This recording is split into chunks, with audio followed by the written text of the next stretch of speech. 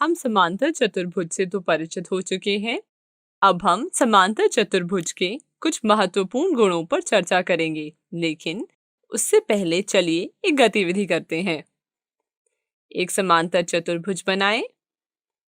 कागज की एक शीट से एक समांतर चतुर्भुज को विकर्ण के साथ काटें। हमें दो त्रिभुज प्राप्त होते हैं। आप इन दोनों त्रिभुजों के बारे में क्या कह सकते हैं? क्या ये सर्वांगसम है? चलिए एक त्रिभुज के ऊपर दूसरा त्रिभुज रखकर इसे पता करने का प्रयास करते हैं। एक त्रिभुज को दूसरे से ढकने का प्रयास कीजिए। इस गतिविधि से आपने क्या देखा?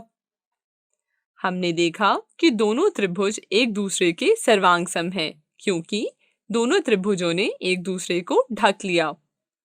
तो हम कह सकते हैं कि प्रत्येक विकर्ण समांतर चतुर्भुज को दो सर्वांगसम त्रिभुजों में बांटता है। अब हम गणितीय रूप से इस परिणाम को साबित करेंगे। प्रमेय 8.1, जिसके अनुसार समांतर चतुर्भुज का विकर्ण इसे दो सर्वांगसम त्रिभुजों में विभाजित करता है। इस प्रमेय को सिद्ध करने के लिए हमें एक समांतर चतुर्भुज तथा एक विकर्ण बनाना पड़ेगा। चलिए बनाते हैं। माना कि एक समांतर चतुर्भुज ABCD है तथा AC एक विकर्ण है।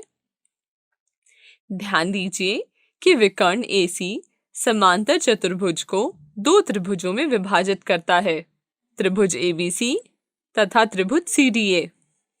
हमें ये सिद्ध करना पड़ेगा कि ये त्रिभुज सर्वांगसम है। आइए देखते हैं कि त्रिभुजों की सर्वांगसमता दर्शाने के लिए हमें क्या जानकारी दी हुई है। यहाँ पर हमें एक समांतर चतुर्भुज ABCD दिया हुआ है तथा हम समांतर चतुर्भुज की परिभाषा जानते हैं। तो हम कह सकते हैं कि समांतर चतुर्भुज में AB समांतर है CD के तथा AD समांतर है BC के और AC एक तिर्यक रेखा है, क्योंकि ये समांतर रेखाओं को काटती है। क्योंकि तिर्यक रेखा AC समांतर रेखाओं DC तथा AB को काटती है, इसलिए कोण DCA बराबर है कोण BAC के, क्योंकि यह एक एकांतर कोणों की जोड़ी है।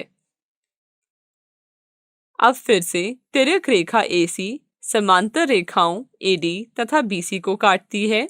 कोण DAC बराबर है कोण BCA के, क्योंकि यह एक एकांतर कोणों की जोड़ी है।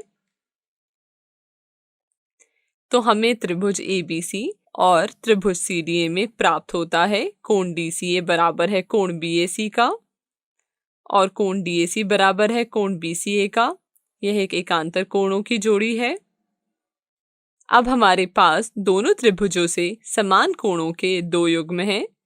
सर्वांग समता सिद्ध करने के लिए हमें कम से कम 3 युग्म चाहिए होंगे। चलिए तो तीसरा युग्म ढूंढते हैं। ध्यान दीजिए कि भुजा AC दोनों त्रिभुजों के लिए उभयनिष्ठ है, AC बराबर AC। तो यह ASA नियम से दोनों त्रिभुज सर्वांगसम है। चलिए एक बार इस प्रूफ को संक्षेपित रूप से समझ लें। कृपया इसे अपनी कॉपी में नोट कर लें।